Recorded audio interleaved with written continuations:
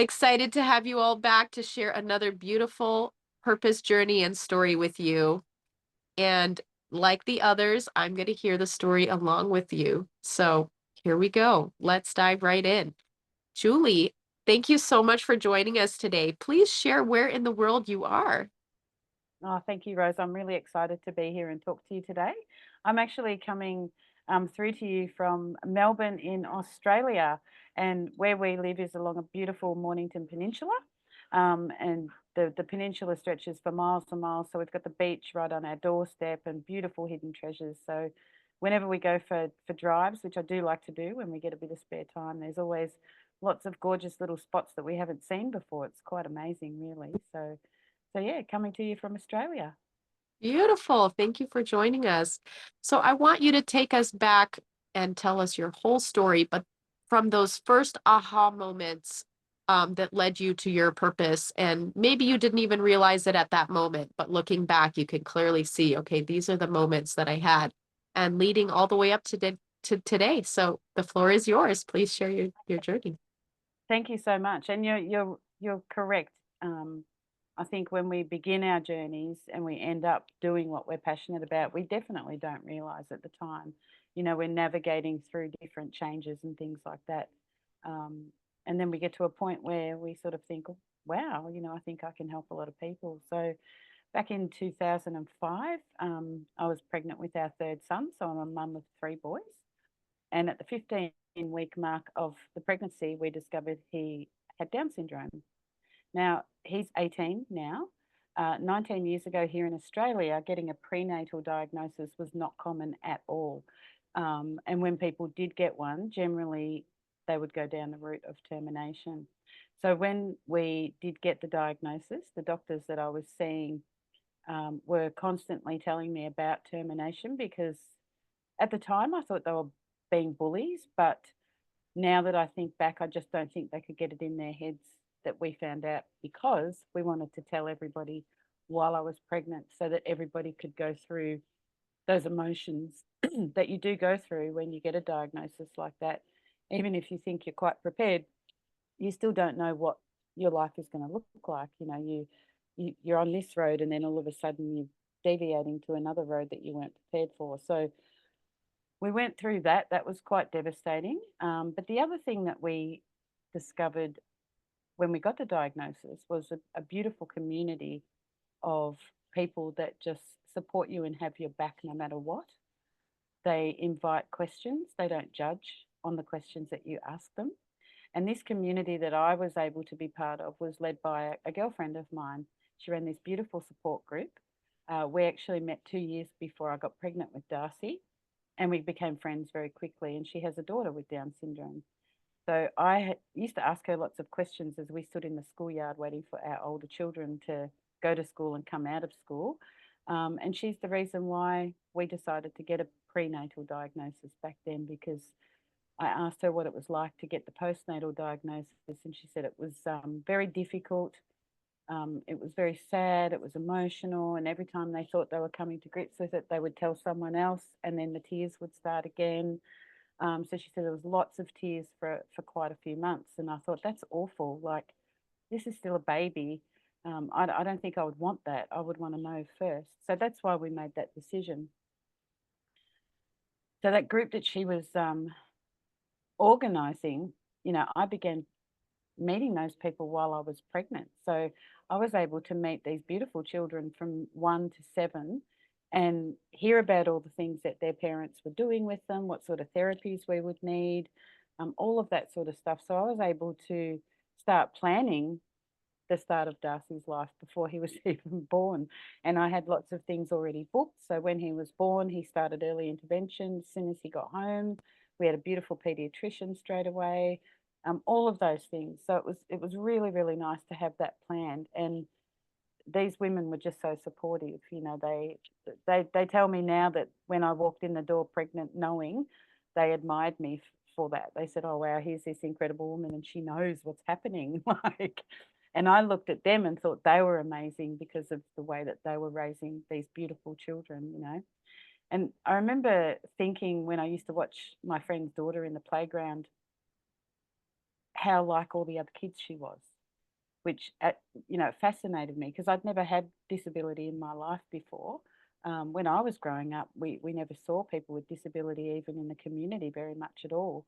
So when I watched the way she played in the school ground and the way she annoyed her mother, just like all other children did, I thought that was wonderful. I thought it was fantastic. Um,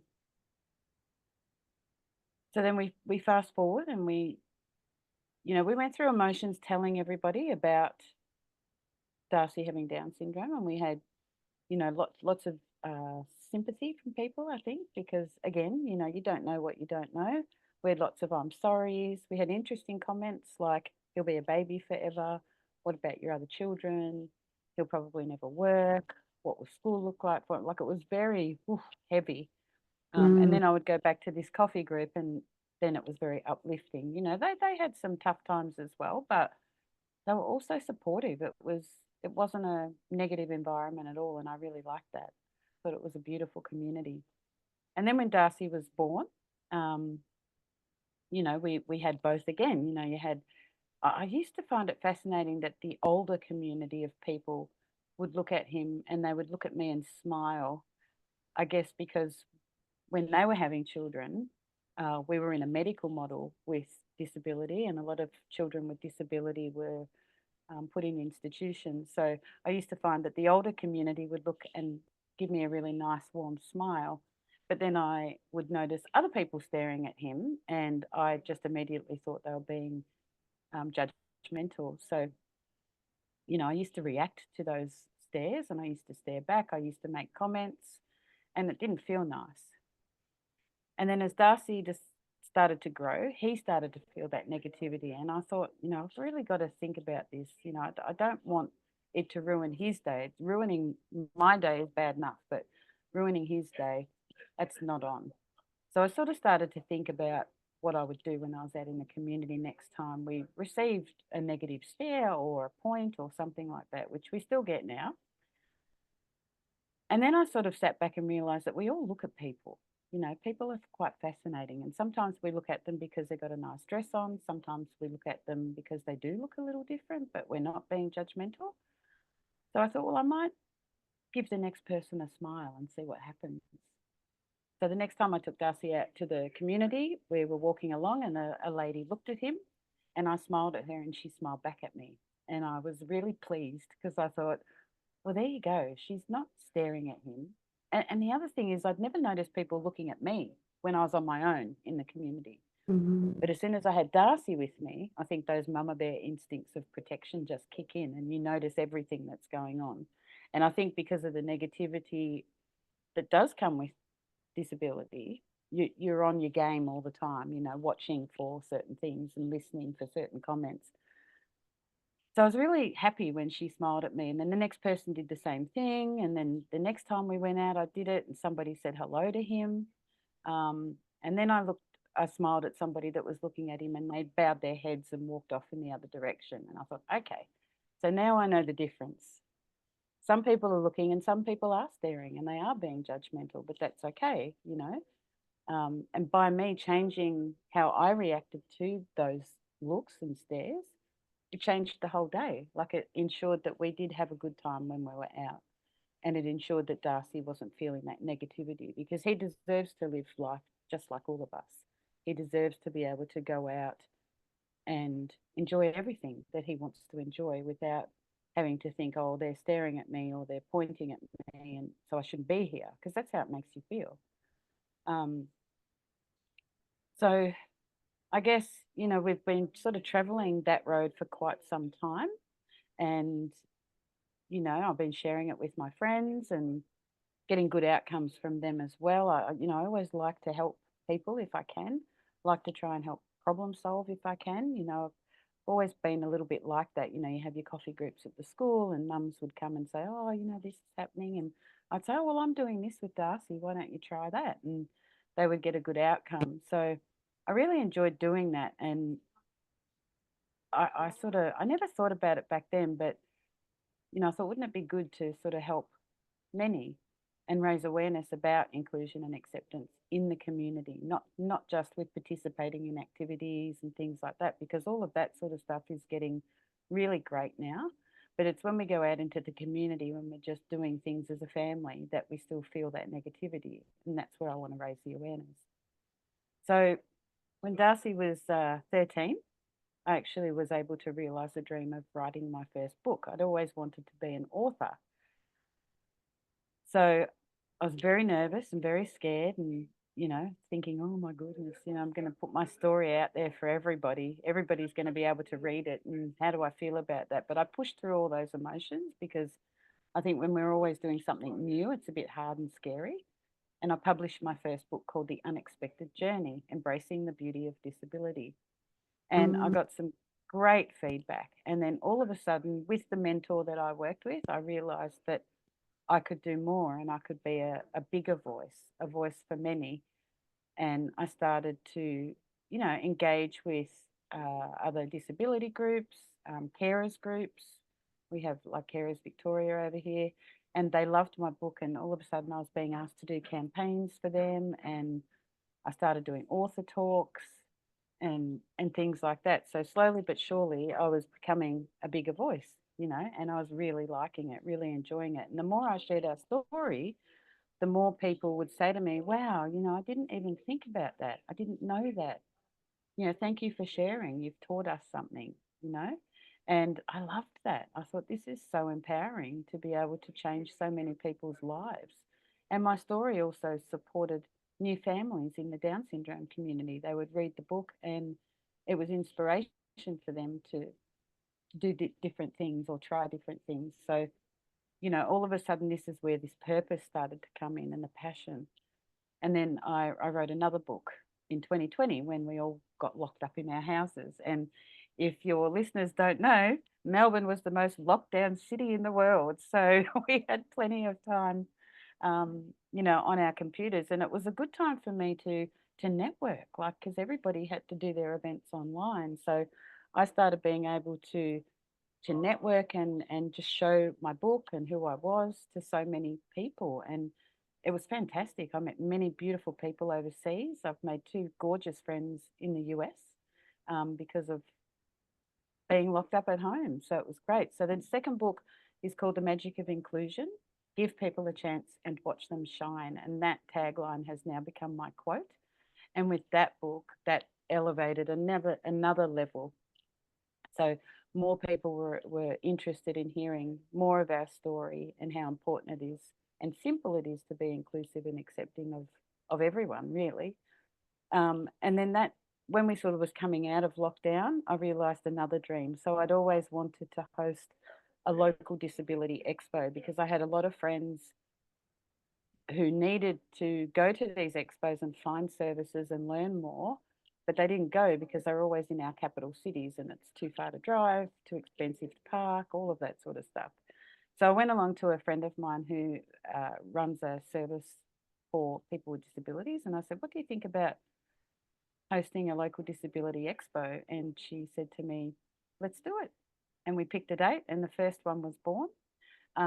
So now that's an annual thing that I do. And this October, I'm hosting my third Disability Expo. And it's wonderful because the providers that come to this expo can service the people in our area. And the people in the community are able to connect, with those service providers. And it's lovely to watch. And then all the service providers, because they're all local, they all collaborate too. So I'm watching all these beautiful things unfold as I have this local disability expo. So that's another amazing thing. And each time I do something like that, I feel stronger and my purpose feels stronger as well. And my passion grows all the time. Um, and then I wrote another book. I've written 4 books in 5 years. And I love to write. So writing for me is quite a lot of self-care for me because I get really lost in it and I relax when I'm writing. I don't find it a really hard job. And especially when I'm writing about our story, I know our story, so it's quite easy. So in 2022, I think it was, I published From the Hearts of Mums, and that's 13 stories of mums with children with Down syndrome. And 2 are from the US, the friends that I made over COVID, and 4 are from the UK, and the rest of them are from Australia. And that book has been a great resource for families as well. And then from all of this, with the campaigns that we've done, with the people I've met and networked with, I'm now speaking on stages. I'm doing diversity workshops, talking about inclusion and acceptance in the workplace, in schools, sharing our journey. Sometimes it's just our story that I share. And a couple of weeks ago, I received my first standing ovation on the stage. And yeah, I just love how many lives I'm touching, and all the change that I'm creating. You know, it's one bit at a time. It's slowly, but it's happening. And yeah, I'm working on some workshops for families next, as well, because I think it's important. I think it's important for families to have that support. Sometimes people are, you know, they feel alone in the disability community. You can feel quite alone sometimes. There's always, you know, your children aren't reaching milestones at certain times, or, you know, you're butting heads with doctors, or you've got a mountain of paperwork you've got to fill out. So it's nice to have support. So these workshops, even though they're going to, you know, I'm going to sort of share our strategies when we get out into the community, they're really about connection as well. They're about these Mm. families finding other people to support them, someone they can talk to, in a safe place. So, you know, it's growing and growing all the time. I love standing on the stage, sharing our story, and you know, educating the world. So it's just wonderful, and I love it. And this boy of ours teaches us so many lessons all the time, and you know, he's our teacher, and then I'm teaching others from what he teaches us. So Wow, so beautiful. Thank you so much for sharing your journey and all the stops along the way. And really, so beautiful that it started when you were pregnant, because I'm sure for most, like you were saying, they have that post after they already have their baby. And so dealing with yeah, that and those emotions all going into, the lives of their newborn babies really affects them. And mm, so it's just really beautiful how what I kind of see in your story is simplifying. You simplified by taking your intention, and instead of being worried about what other people are feeling or thinking, you're just focused on your intention and mm, how you can connect with others regardless and create the environment and the situation that you want. So yeah, that is yeah. is really beautiful. What would you say are some other tips that you would give to parents, besides just connecting and smiling? Like what would be some other tips that you would give to them? Just stand tall, you know, stand tall. It's very hard not to react to certain things that people do in the community, but I think you've just got to focus on what's important for the child. Because if you do focus on the negativity and those things that do happen out in the community, you end up not wanting to go out. And that does happen. There are families that don't take their children out because of judgment from others. And that's just not right. You know, people have to see them as people, because that's what they are. You know, quite often, especially if you don't have disability in your life and you don't know much about it, you know, you look at people like Darcy and you can see his disability. You know, you look at someone in a wheelchair and you can see their disability. But you've got to remember that they're not the disability, they're people first. And so, you know, Darcy plays sport. He does dance, he does drama, basketball, bowling. He loves the theatre, he loves concerts, he loves hanging out with his friends, just like everybody else. You know, yes, he needs some supports along the way, like milestones take longer. He needs therapy to get stronger in himself as well, but that's okay, you know, because all of us in our lives at some point need support and we need help from someone, and that's okay. So I remember I used to work at our local hotel, and one of my customers, he was 75 at the time, bought my book and read it. And he said to me, I've never had disability in my life. And I see a group of people with disabilities at the supermarket every week when I do my shopping. And I said, oh, yeah, that's good. I said, I like seeing them out and about, you know, choosing things, and because it helps with so many different skills. And he said, oh, yeah, but that's not what I want to tell you. He goes, today I saw them, and he goes, I found myself looking at them differently, and I Mm. had the courage to say hello. And I said, well, you're looking at them because like they're people now. You're not looking at the disabilities, and because we fear what we don't know as well. So I think the more that we all share our stories and educate, the more people learn, and the less fear they will have.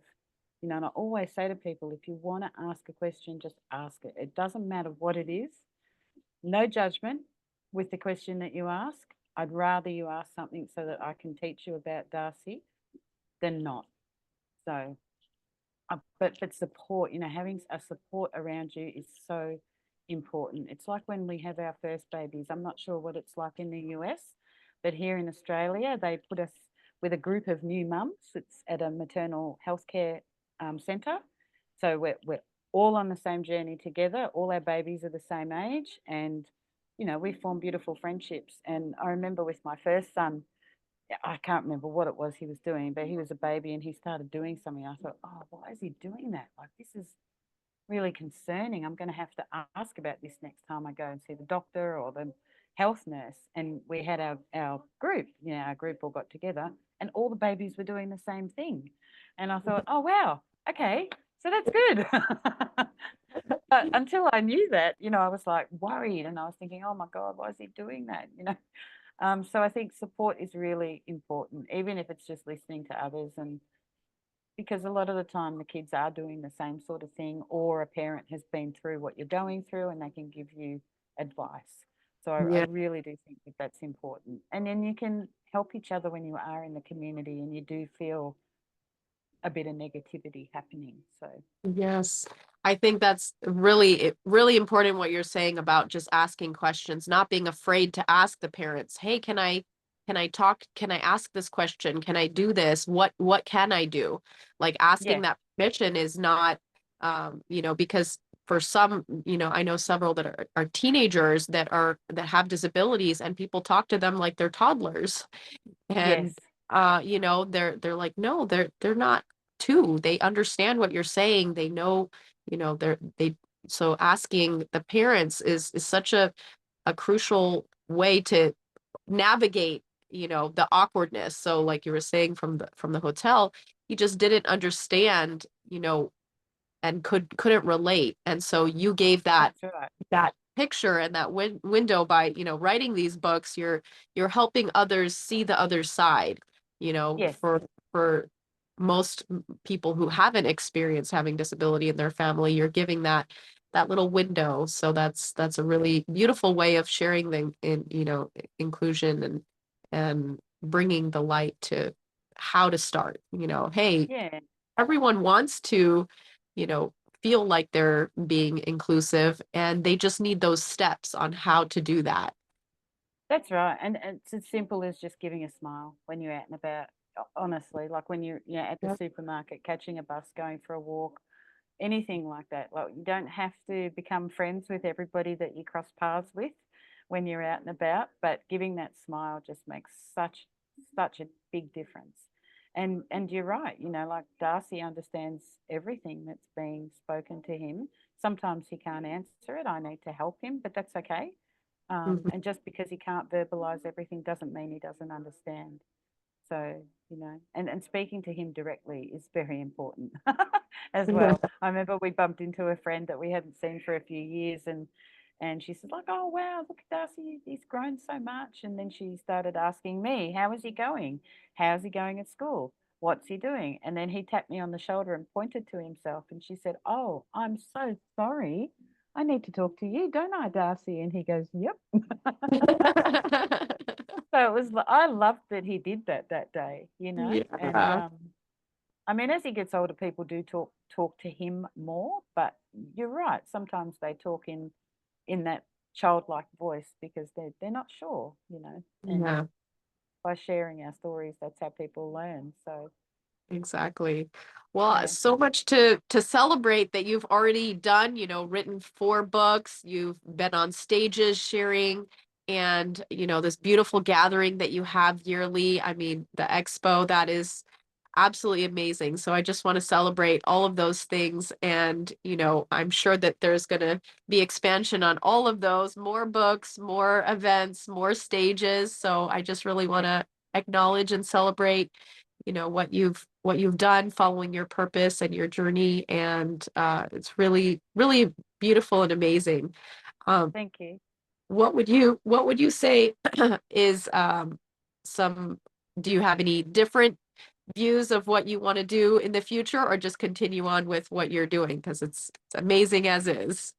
Yeah, look, continue with what I'm doing, but I'm open to new things. Like, you know, I don't know what else is out there. Like, if somebody offers me to do something, I'll say yes. If I think it's going to benefit us in the community, then I'll say yes. If you had have asked me 5 years ago what I'd be doing, or if you had have told me I'd be on stage as an author of 4 books, I would have said no. But I think what happens is you find your purpose and you find your passion and it fuels it. Um, and you're making a difference. And I think we all love to help people. So, it really helps you to keep going. So, Absolutely. So mm. is there anything else you'd like to share for people to connect with you, and anything else that you're doing, that you have your books, you have your website? We'll make sure that we can share that so people can get in touch with you. And Yeah, is that there, would be great.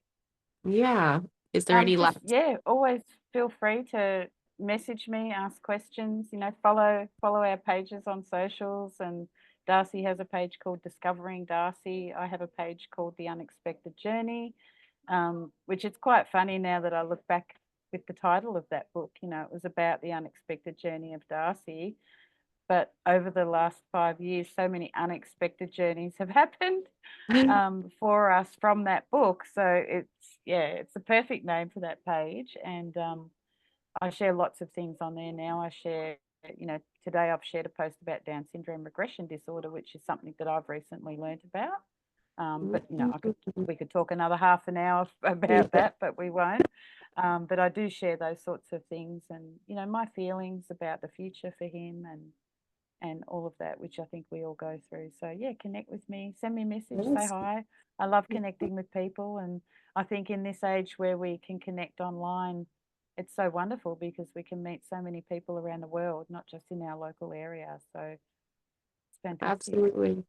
Well, thank you so much, Julie, for coming on and sharing your journey, and look forward to connecting more with you, and for others to also be inspired by your story and to connect with you as well. So thank you so much.